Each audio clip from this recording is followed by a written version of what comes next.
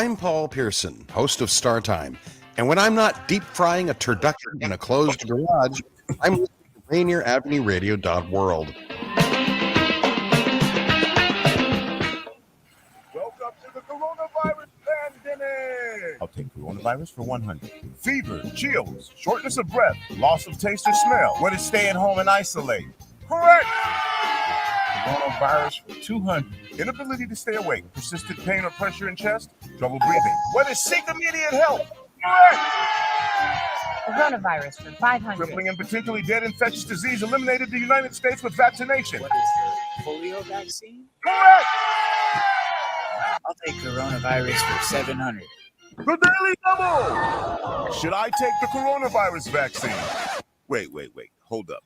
This is not a game. It's time for serious discussions. We have coronavirus vaccines, but not everyone is comfortable taking them. Here's the facts. Based on what has been proven about vaccines for other diseases, COVID-19 vaccine may help keep you from getting seriously ill, even if you do get the virus. Getting vaccinated also may protect people around, particularly those at greater risk for severe illness from COVID-19. We don't yet have all of the answers. Get informed, talk to your healthcare physician, and make the right decision for you. This is a message supported by the Washington State Department of Health. Join Rainier Avenue Radio from 5 to midnight for Sunday evening sound sessions.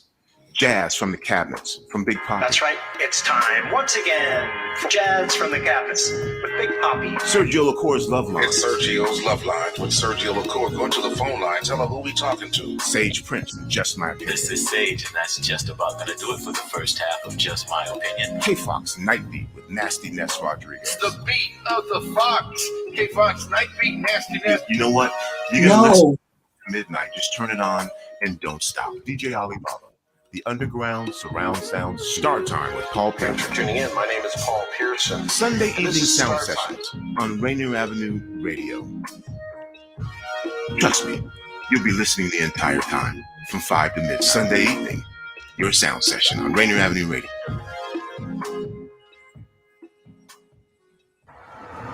Something amazing happens when you buckle a seatbelt. It's kind of magic when we put our phones out of reach, like in the glove compartment, or give extra room for someone on their bike. That little act of stopping to let someone cross the street, it's a thing of beauty. Even getting a ride home after drinking is quite heroic, because doing all the little things plays a huge role in keeping us safe on the road. Together, we get there. A message from the Washington Traffic Safety Commission. This is Rainier Avenue Radio .world. You're listening to HeartBeat Radio. I'm your host, Cindi Bright. HeartBeat Radio is a conversation aimed to take the pulse of corporate America.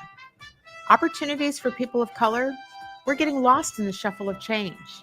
I'm that provocateur of change. The hearts of corporate America are addressed. Access and opportunities will be accelerated for all people. Through HeartBeat Radio, you will gain a deeper understanding of what is necessary for change. Good evening, everybody. Welcome to HeartBeat Radio and podcast. Thank you for joining us tonight. We have another exciting show lined up for you tonight. Let me just start off by saying, heavy heart. We'll talk more about some of the heaviness in the second half of the show, Joy and I.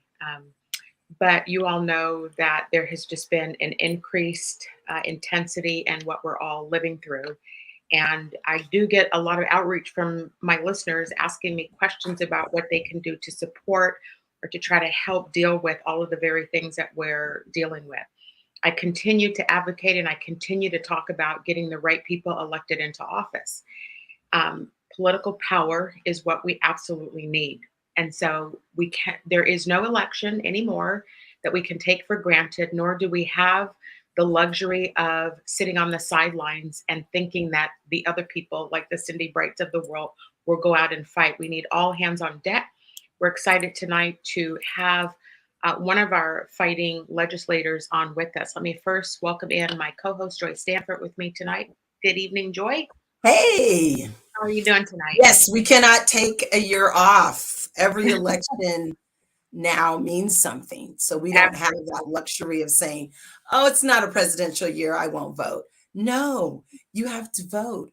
Or we end up with school boards and racist county commissions and racist county folks. We need folks who are here for all of us. And so Every So again, election these is important. these local races, again, we've said this a lot on this show. Like Yeah. I wasn't into politics before 2018. You know, we weren't paying attention. I wasn't paying attention. I was happy under President Obama. Like I didn't feel like there was a reason for me to get involved, and here we are.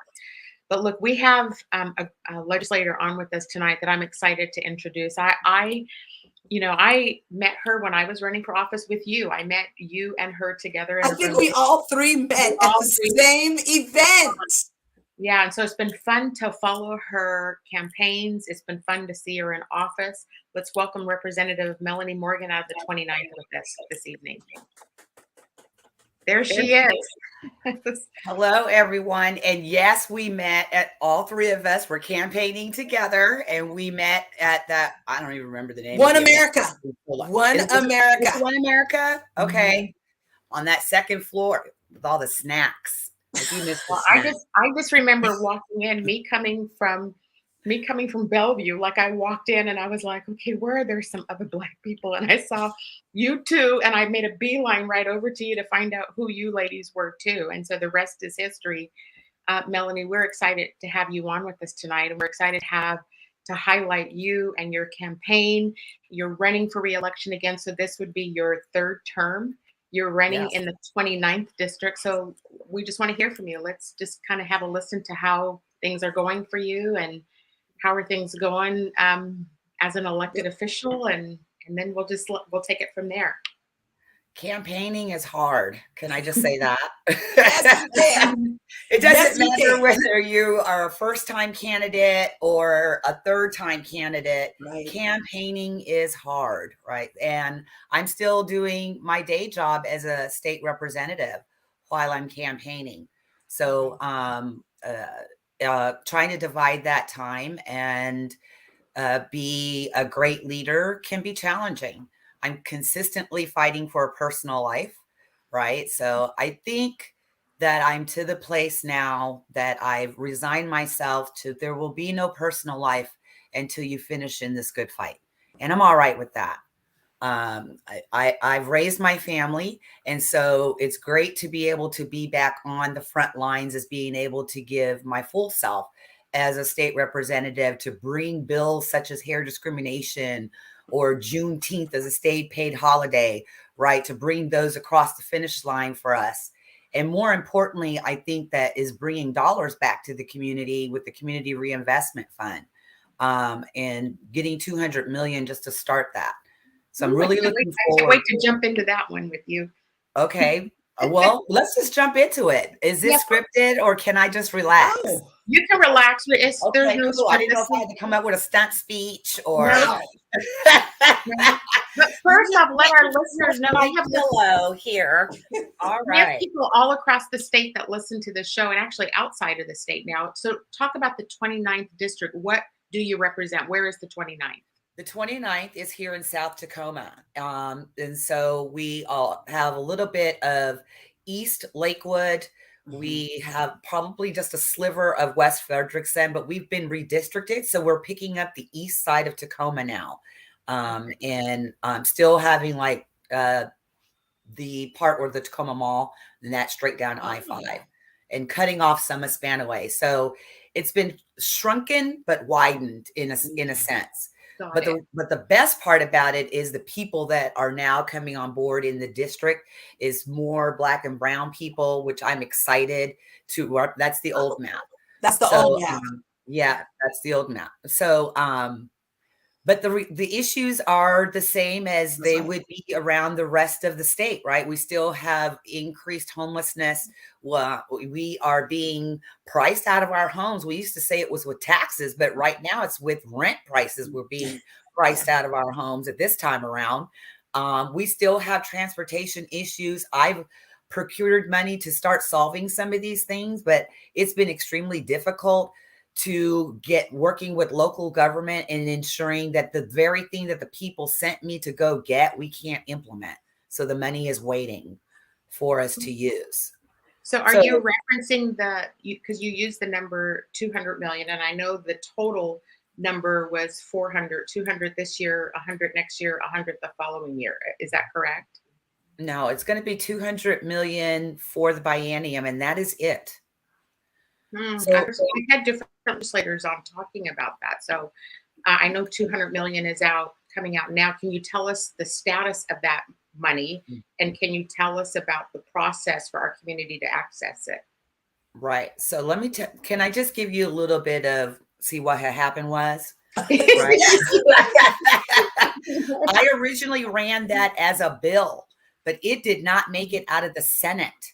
So the House went and saved it and put it inside the budget. The bill actually stipulated that we would get 125 million annually. That died. So now what we are getting is a one-time $200 million that we get to use in the biennium right now. So that right there is now with the Department of Commerce and the Office of Equity, which they are building the criteria in how do we disseminate and distribute this money. Okay, there it is right there. My idea was that we were going to reach grassroots organizations that are working in the streets with the families, with the people, not your normal agencies that have been working with state governments, but the real people from the community. It's called a community reinvestment account. So I really would, my dream was that the community would help save the community. We know it takes a village. So what I did was we got 200 million to do that. And we did it in 4 buckets. And that's economic development. And that includes small businesses, home ownership, right? So all of that is in that one bucket. The other bucket is civil legal aid. And also because we need help in expunging those records. We also have reentry services with wraparound services, not just this one-time hit, but when we say wraparound, it's the whole self. So this is a beginning in our Black community about serving the whole self. And then we also touched on youth in this request, and that is for prevention in intervention in youth violence. So it's a tall order, but it's a great beginning. I'm excited about it because now I get to go back and ask for the percentage that should be given to that account. Right. So, Melanie, to that point, let me just advocate for something here because from my lens of out here in business as a Black-owned business, and looking at what the GDP spend was for Black business last year, it was 1.2 billion. So we've got a 5% Black population, and that number should be 22 billion. So 1.2, a delta 22, we're still $20 billion short of investment money that should be coming. If we talk about at the state of Washington, we talk about equity, we talk about racial equity. How do we deal with that $20 billion delta? And I guess my follow-up question is, I just read an article about this 1.4 excess revenue that came into the state of Washington. What are you and other legislators doing to get your hands on that money to put back into the most intentionally discriminated against communities? Well, that's part of where we're coming up with the 200 million in that kind of realm. So first of all, we've been collecting that federal money all along. So it's not just that it's just now, but anytime there's a bucket of money that we can get from the federal government, we take all of that. Now it is the job of the members of color inside the legislature to make sure and ensure that those dollars are coming back to our communities. And so that's exactly what this community reinvestment fund does. It is actually going to disproportionately impacted areas only. So it's not. Are you the sponsor on that bill? Yeah, that was my bill. Okay. That's nice. That's nice. I love that. I love that. And do we know what the criteria is going to be, or have you been able to get feedback of what that criteria is going to be? Because we all know what happens. This criteria happens, and then it's this barrier that's put up, and those grassroots organizations do not have either the workforce or the wherewithal to do all the paperwork associated with that criteria. So how can we help folks get around that? Well, you know what our number one language is I heard. So spread the word. That's one. That's what I've been doing. That's why we bring y'all on. Right. it out. Spread the word, because we're not going to be looking online. We don't even know where to look, right? So we're going to have to help our people to go and look. But this is why it was intentional that the legislation said that it had to work with the Office of Equity, with Dr. Karen Johnson. We love her. With her to ensure that those grassroots organizations were being helped, but also in establishing the criteria as you speak of. She's very aware of what we need and what our people need. And so I'm excited to see what comes out. Now, keep in mind that that money just came online on July 1st. So, and we had a holiday. So probably this week is we're cracking this open to, so it's going to be a slow process. It's not going to be an overnight thing, right? We have to give them the opportunity to create that criteria and to come up with how that's going to look and all the other things that the bill had asked them to do for transparency and ensuring that the money is going where it needs to go. I love that. I absolutely. I actually saw the RFP. So the RFP, the due date for that to be submitted is July the 15th. Good. And so I know after July the 15th, they'll at least have the organization, and I'll put in parentheses S, who will determine that. And then we can only hope that, that'll take us into probably mid-August, and then you got to go through an application process. I mean, I've been through a couple of these processes during COVID. So they're brutal. We can hope that the state of Washington can be expedient. What's the word? Expedient to help communities, all of us that are out here contributing to our economy. And Representative Morgan, talk to us about, look what's going on in Tacoma today. More shootings. So I saw more about up in the Hilltop area. There were some more shootings. There were several over the weekend. There is an increase of violence everywhere, as you see and know.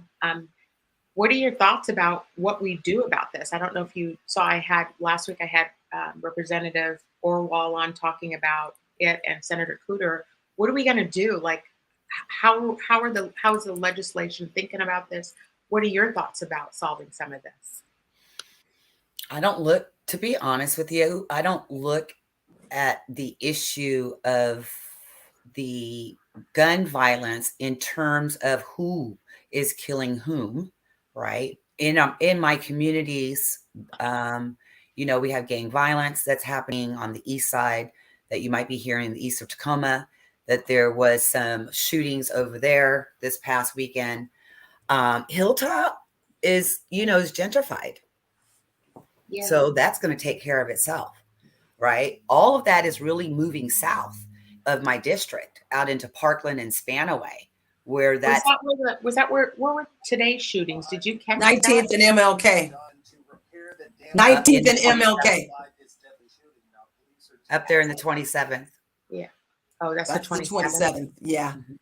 Yeah. 1900 block of South Ainsworth. That's Hilltop. That's definitely Hilltop. But what can we do here? Here's the thing.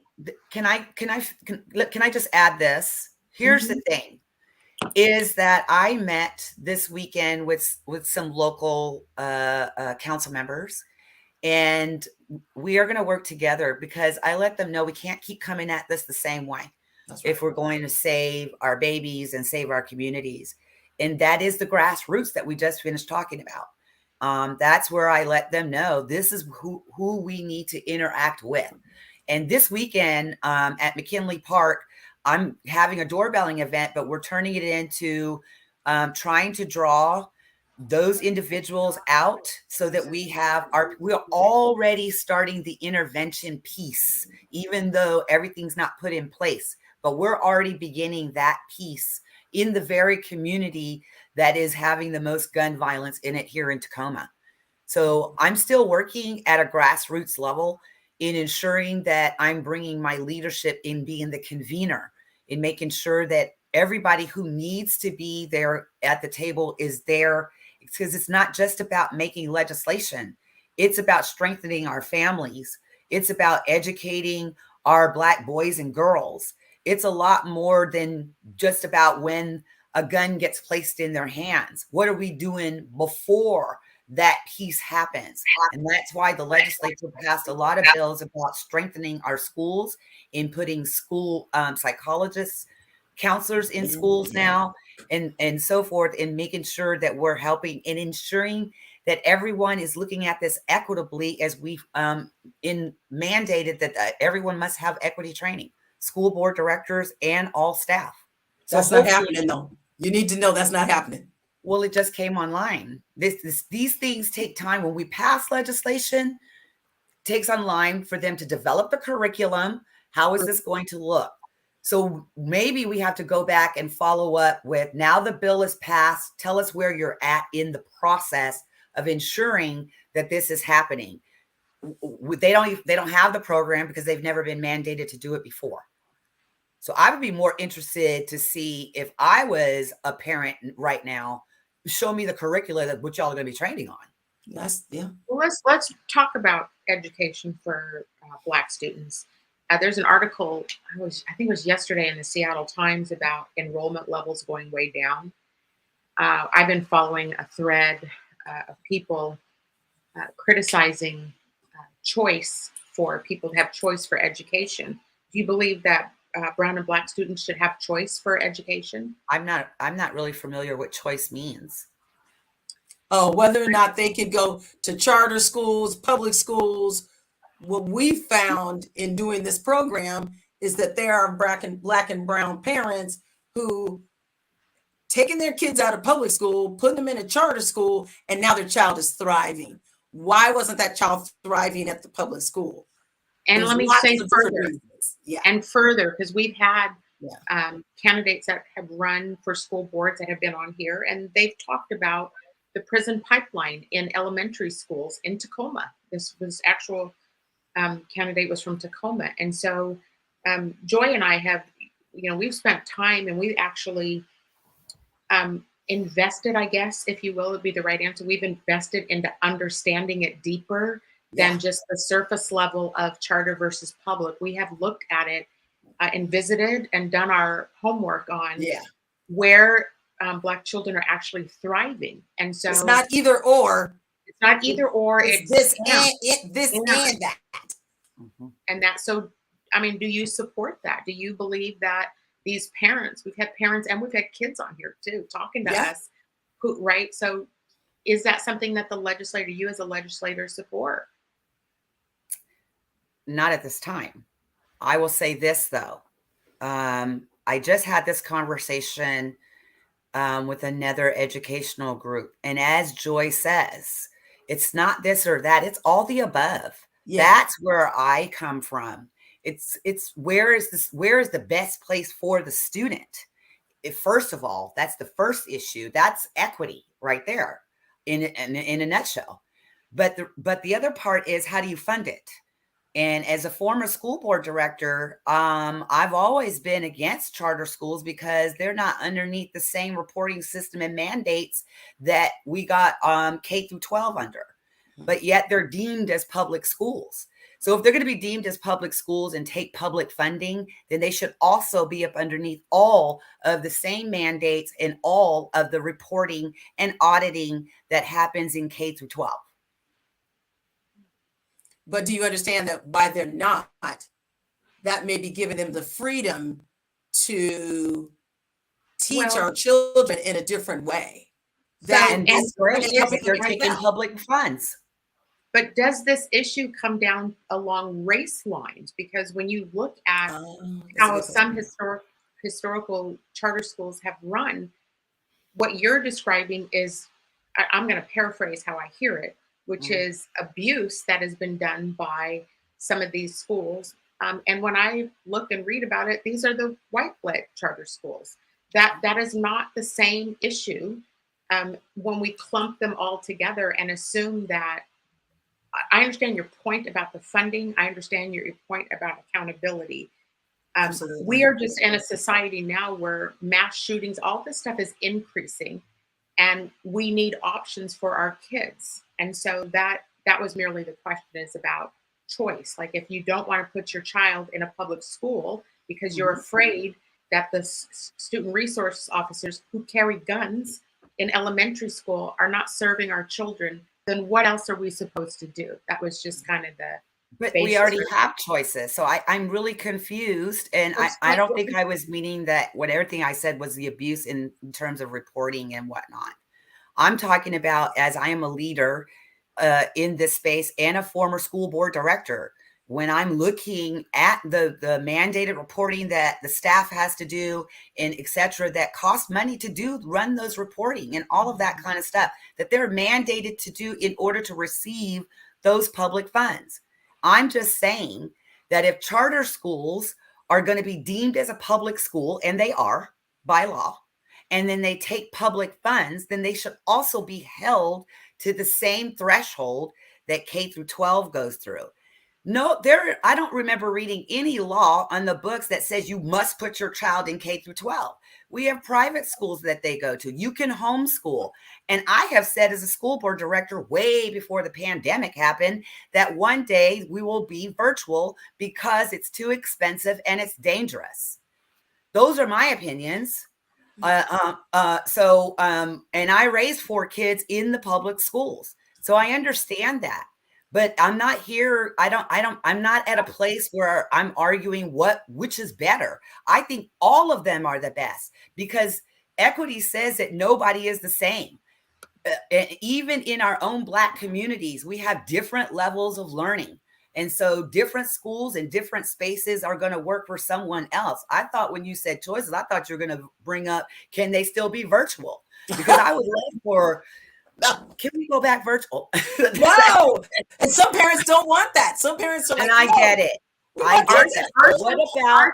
What about the students who are struggling where they succeeded virtually? Can they continue virtually? Yes. And then that is a thriving mechanism as well. Yes. Yeah. Is that still happening?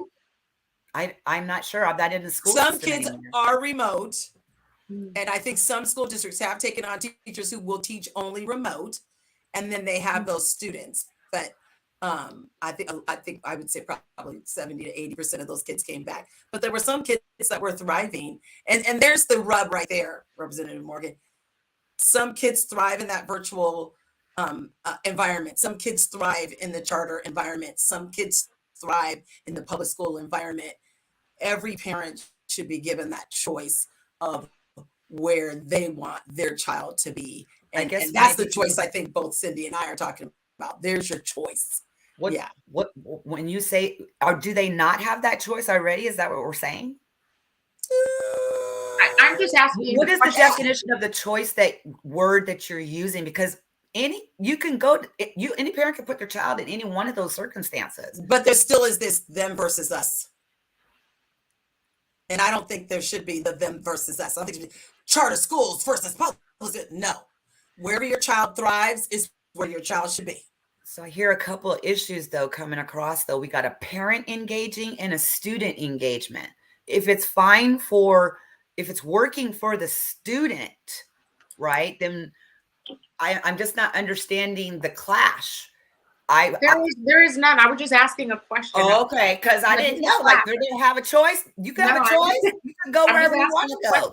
You're just not allowed to not educate your child. That is the only not that you're not allowed to do. You must provide your child with an education. Choose which one it's going to be. And that's a whole nother show for the parents who don't educate their kids. Yeah. Hey, we've just got another minute or two. These are always the fastest conversations. I know. Representative Morgan, we wanted an opportunity. We want to show your website first off so that we advocate to our audience. And I say this every week on air, that you don't have to live in their district to put money into their campaigns. No. So, Representative Morgan is one of very few leaders of color that are down in Olympia. Let me also say that leaders of color fight for all people.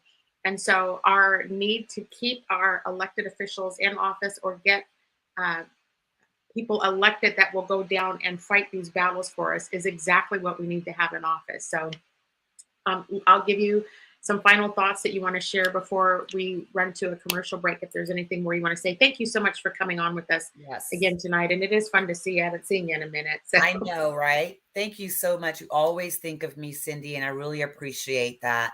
And I just want to let you know, listen, we're doing big things at the Capitol in terms of breaking that glass ceiling. As a freshman, if I'm becoming a deputy majority floor leader, that is unheard of. So I am now at that leadership table. I'm the only Black person at that table. So it's really imperative that I am reelected to keep fighting for us, that good fight. But more importantly, it's really important that we get Democrats elected. So support my campaign, yes, but please support your legislator in your district first, right? And make sure that they are reelected. If you have any leftover change, please send it my way. I appreciate that. And I appreciate HeartBeat Radio. Girl, you keep getting it. You going places. Thank you, Representative Morgan, for coming on. We'll be following your campaign. We're going to take a quick commercial break, and then we'll be right back. Thank you. Half that up in Saks, I favor Black businesses. Assuming I'm rooting for everybody that's Black. Yeah. Yeah. Assuming I'm rooting for everybody that's Black. Yo. Rainier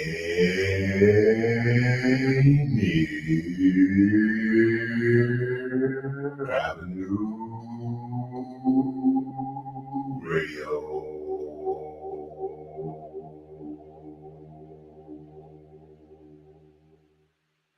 The Waterfront Block Party 2022, hosted by Friends of the Waterfront Seattle, is coming up Saturday, July 9th at Pier 62 from 4 to 8 p.m. It's free and all ages. Celebrate the arrival of summer at Pier 62 with your waterfront neighbors, featuring free live music, dance, parades, food trucks, a beer garden, and more. Come on down to Pier 62 and celebrate the summer at the Waterfront Block Party, July 9th, with friends, family, and the community. Hey, this is Paul Pearson. I've hosted the R&B show Star Time since the very beginning of Rainier Avenue Radio, and after years of featuring tracks from the 50s through the 80s, Star Time now plays R&B and hip-hop from the 1990s as well. A whole half-century of soul, funk, hip-hop, and more on Star Time, Wednesdays at 2 p.m. on Rainier Avenue Radio. This is your Rainier Avenue Radio.world community update on education companies offering free subscriptions due to school closings. You can access a list of over 1,000 free education resources at www.amazingeducationalresources.com and also join the Amazing Educational Resources Facebook group. This is Big Poppy, host of Jazz from the Cabinets. Join me each week for a listening tour of the first century of jazz, an eclectic mix of Dixieland, big band, cool jazz, bebop, contemporary jazz, world jazz, all jazz in all forms. That's Jazz from the Cabinets with Big Poppy on Rainier Avenue Radio, streaming worldwide on RainierAvenueRadio.world.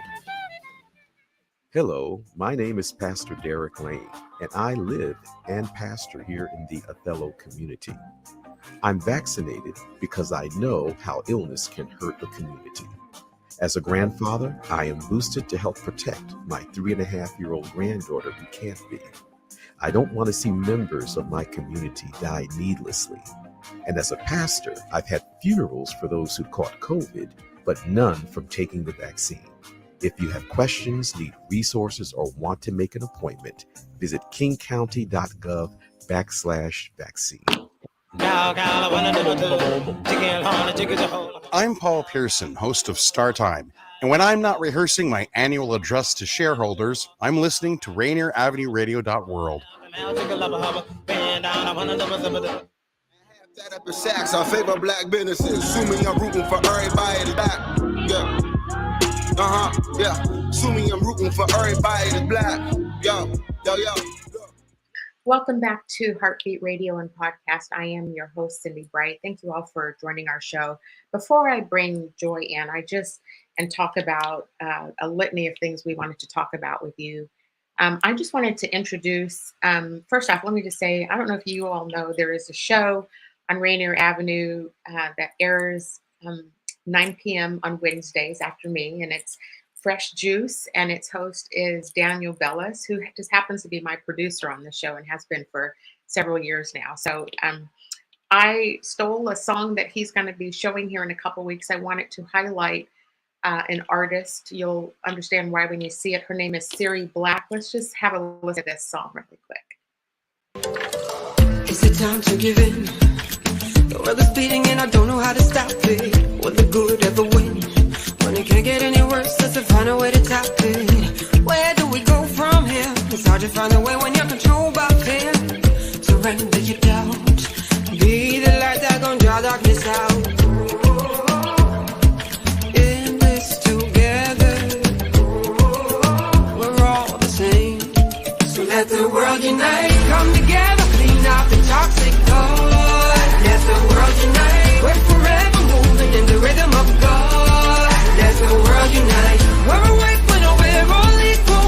That's the weapon power to the people. Come together, honey, just shine your light. Let the world unite. We know who we are. Conscious beings on a higher vibration. Orbit a star. Erase all the borders that earth be our nation. It's time we pick up the pace. If we're running in place, we'll lose the human race. Life is a gift. And it can be magical if we just let it go within or go without. We're all the same. So let the world unite. Come together, clean out the toxic thought. Let the world unite. We're forever moving in the rhythm of God. Let the world unite. We're awake when we're all equal. That's the weapon power to the people. Come together, honey, just shine your light. Let the world unite.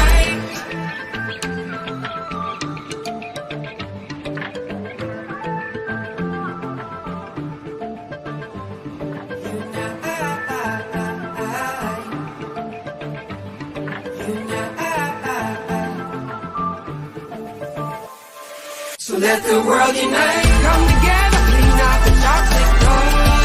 Let the world unite. We're forever moving in the rhythm of God. Let the world unite.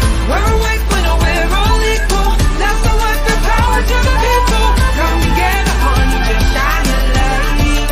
Let the world unite. Let the world unite.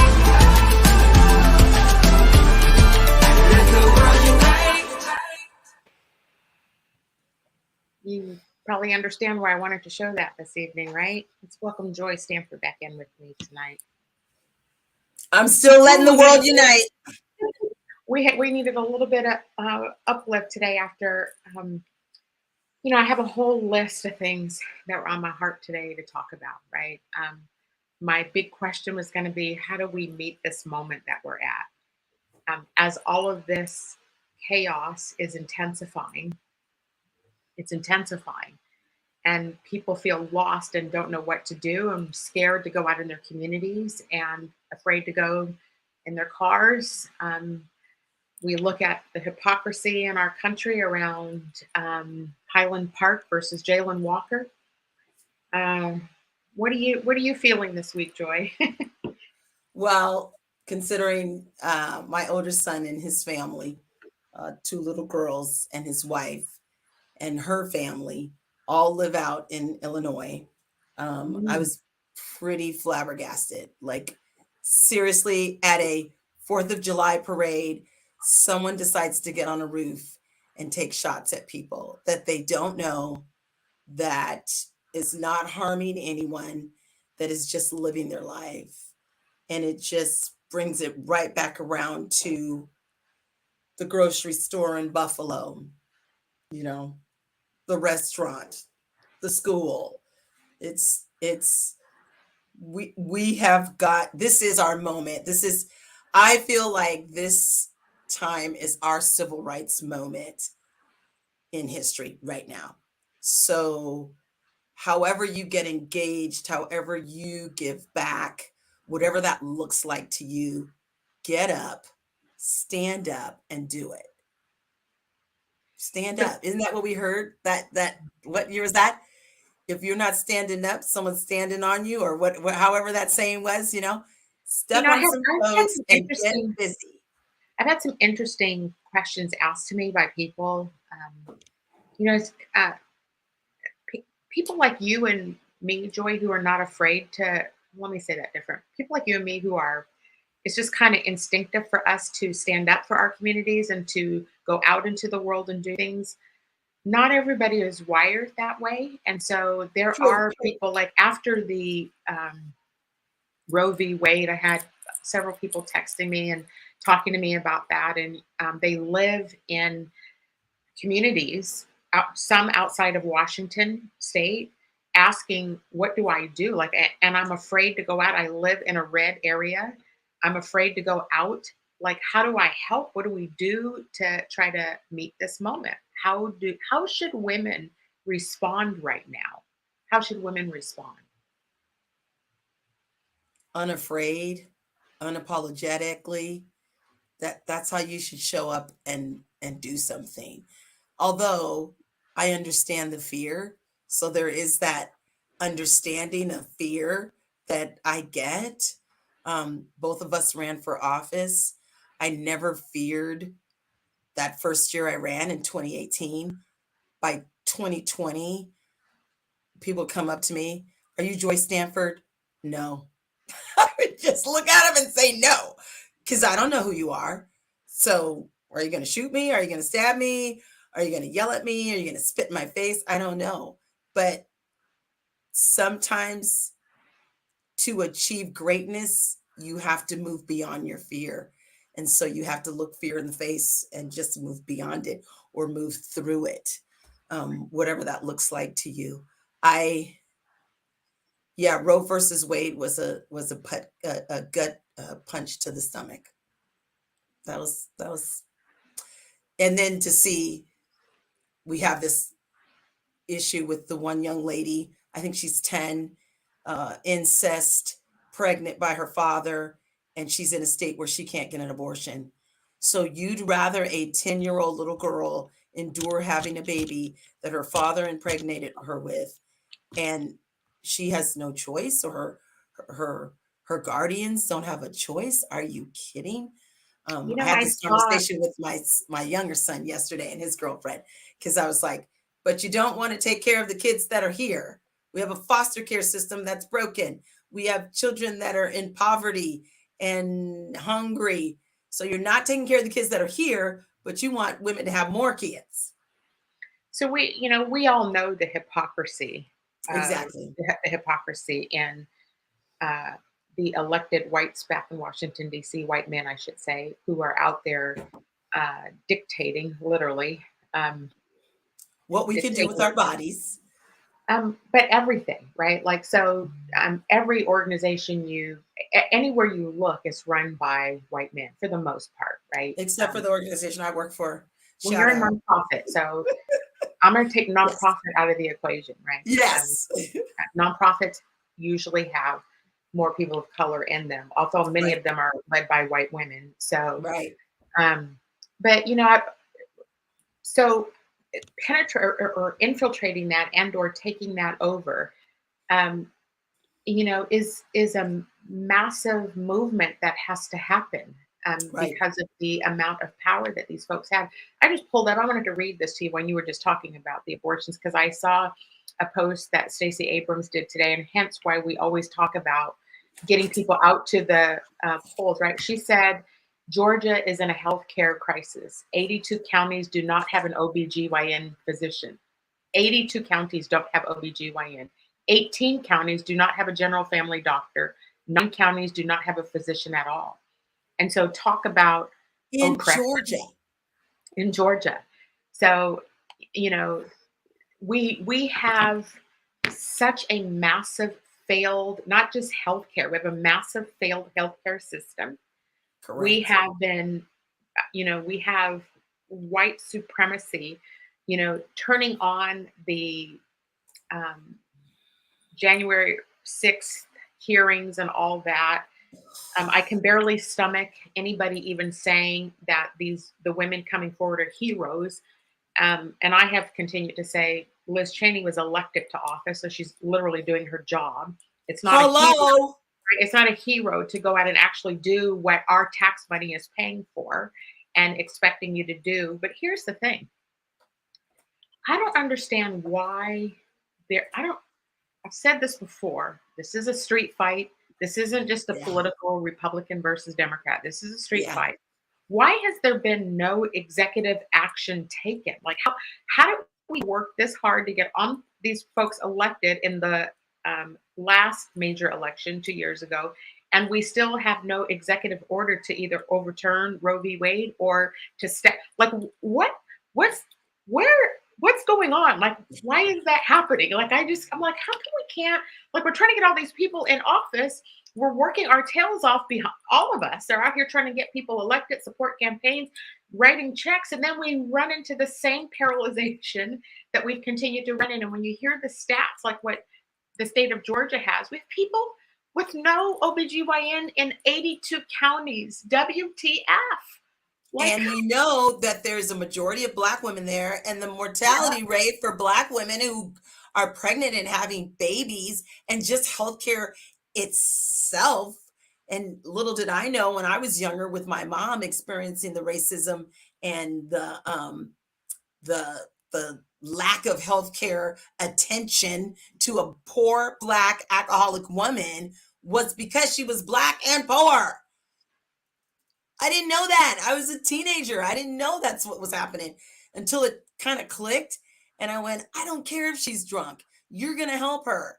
She needs medical attention, you know? So yeah, how is this happening in this awesome country we live in?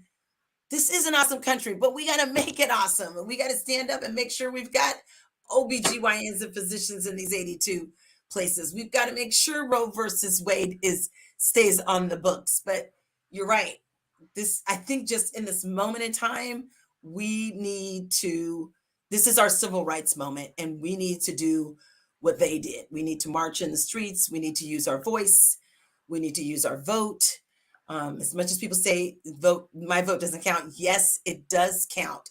Yes, every election counts. There is no off year anymore. We cannot do that. We've sat back and done that, and look what's happened. The other side has infiltrated every nook and cranny of our communities. And what do we have? We have a racist school board. In communities, we have racist school boards. In communities, we have racist auditors who are throwing out, votes from people of color. So we just cannot do that anymore. We can't say that anymore. Do they honestly believe that people are not going to fight back? Like, I think so. You think they think people are not going to respond to this moment? Yeah, I think so. I think the other side is thinking we're just way too scared to do it.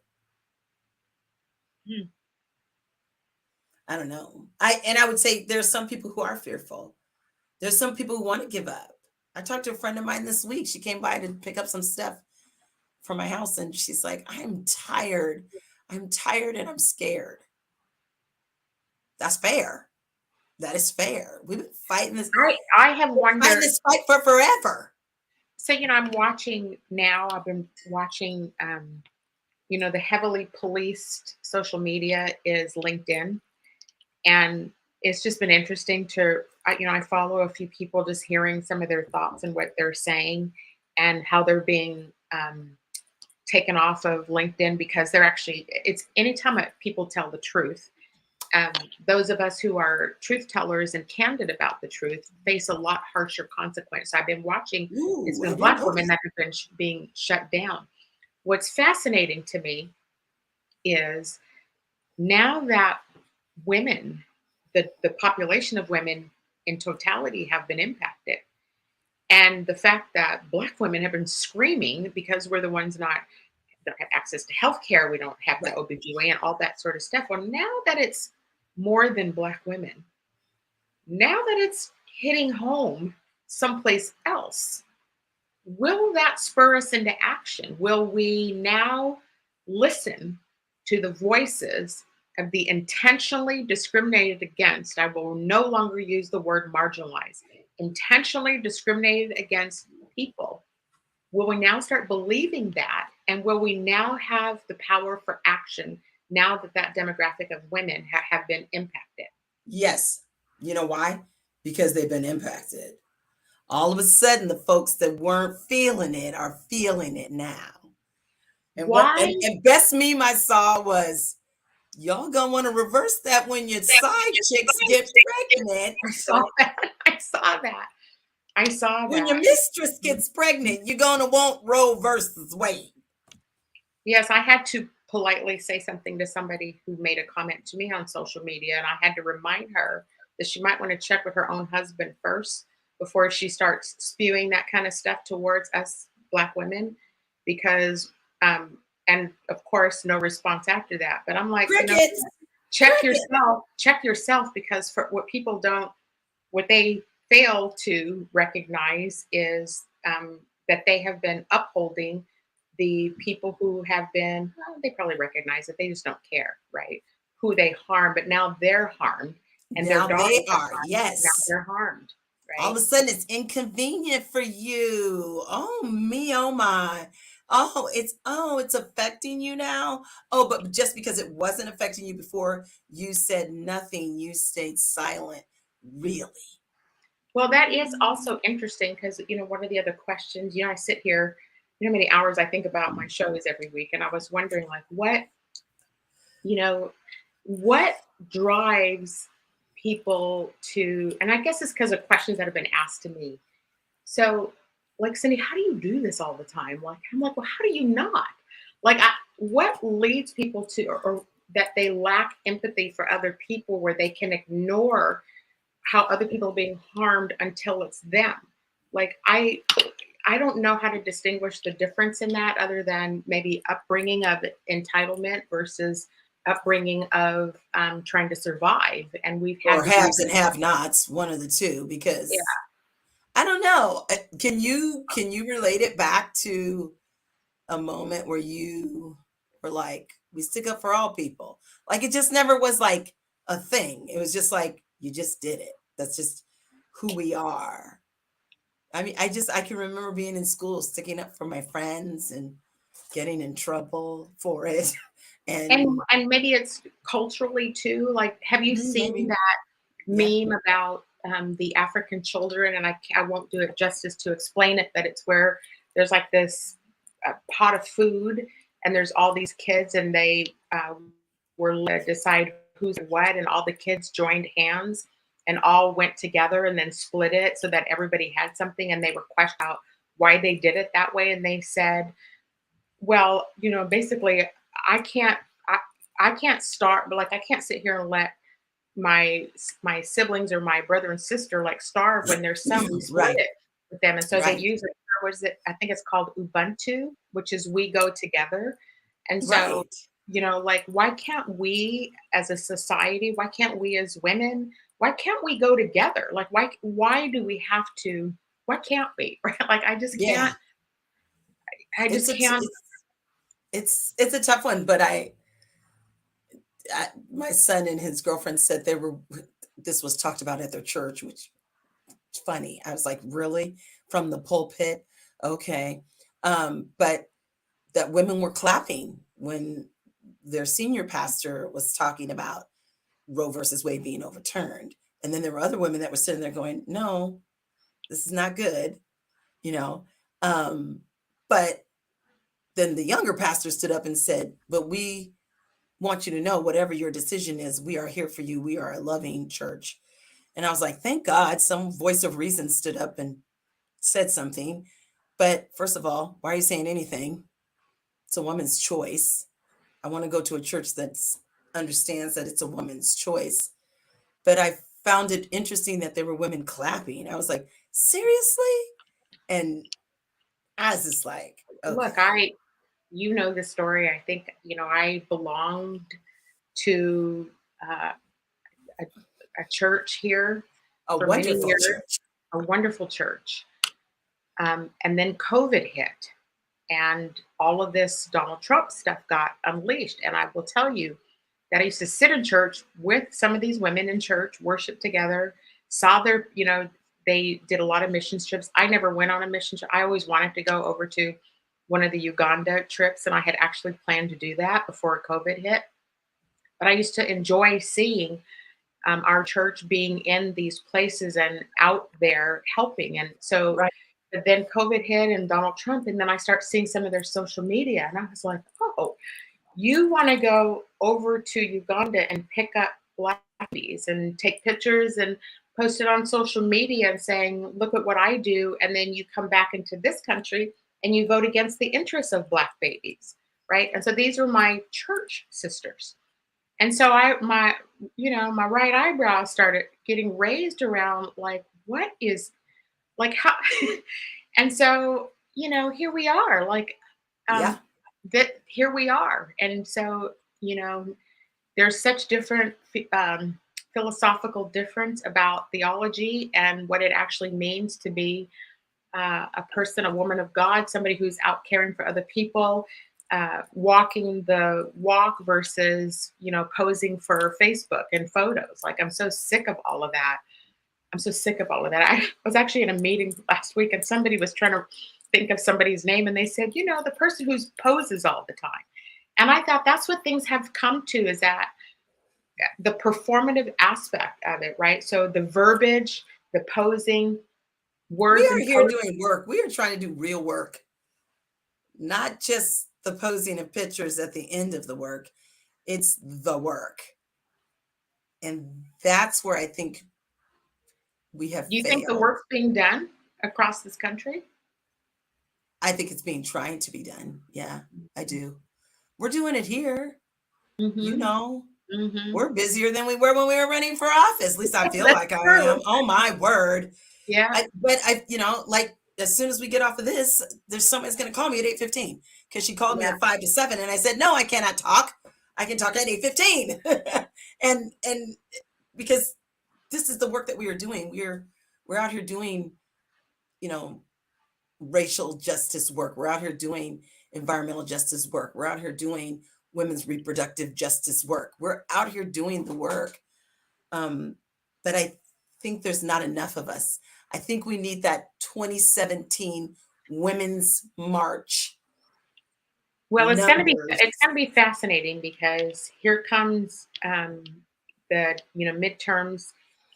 Here comes Biden. I've already heard Vice President Harris say she's going to run again on a ticket with him. And I just kind of rolled my eyes. I mean, all due respect to her, we don't need another 84-year-old person in office. And the fact that I heard it. Let me tell you, I'm with you. I love Harris. Here we are, all these, Black people, Black women are all out here mobilizing and working. And we can't seem to get an executive order signed or a decision made that we can't get Brittany Grenier back from Russia. They only want one guy. Give them that guy and give us our basketball player back. Give us all of our people back. In fact, she didn't say me. She didn't say I. She said we and she said us. And I want everyone to know that. She never said I and she never said me. She said we and don't forget about us. Yeah. So give them their one person and we want all our people back. Yeah. There it is. I'm so concerned for her. I'm concerned for her on so many levels, right? Like to watch her being abused like that and being used as a pawn. Isn't that par for the course about how Black women are treated? Because someone said, if that was LeBron, he'd already been back. Not fair. That's not apples to apples. That's not fair. Yeah. No, because he's already came out way early and said she should be released. He came out way early. He would have been shot and murdered. That's what they do to the Black man. Yeah, right? let's talk real now. Yeah. Hello. But no, that's the work. And I think that's that and canceling student debt. Can we get already? All you gotta do is do a whole little executive order. Can we get an executive order? An executive order and sign it and be done with it. What's the problem? I don't know, Joy. I don't know. I just don't think some of these folks know how to street fight. Look, we're just about out of time here. this is just so intense every week. I sit and I think about, what are we going to talk about, or which issues do we talk about today? How do we talk about it? We got to find at least one happy story. Well, I was going to say is that, I want to be real and I want to encourage people at the same time. And so it's kind of a fine line. I know I'm the more direct, candid person about what's really happening. And I think that is necessary to be able to progress these issues. So we have to continue to talk about it because we know that elected people and candidates follow the show, and we want them to hear what our thoughts are about some of these issues in hopes that we can get some progress. So look, here we are at the end of the hour. It goes by quick. Thank you, Joy, for joining me again tonight. Thank you to our audience who joined us. We are not going to be on air next week because it's my birthday, and I am going away for a week and trying to regroup a little bit. So pray for my safety, but we'll be back on July the 20th. And let me tell you all about the show on the 20th, because this will be a first for us. So we have, there are two Black candidates running in the 47th district that are Republicans.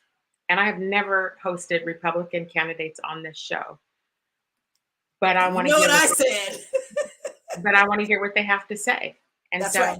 And we owe it to, if they are for Black community, then I want to hear why. And I've already done, I've met with both of them individually just to get a sense from them. So I think it'll just be an interesting show to hear why they're running on Republican tickets and what they stand for. So that show will be on July the 20th. So thank you all. Join us. Join us. Yes. Thank you all for joining us tonight. We look forward to seeing you in a couple weeks. Have a good week, everybody. Sacks, I favor Black businesses. Assuming I'm rooting for everybody that's Black. Yeah. Assuming I'm rooting for everybody that's Black. Yo.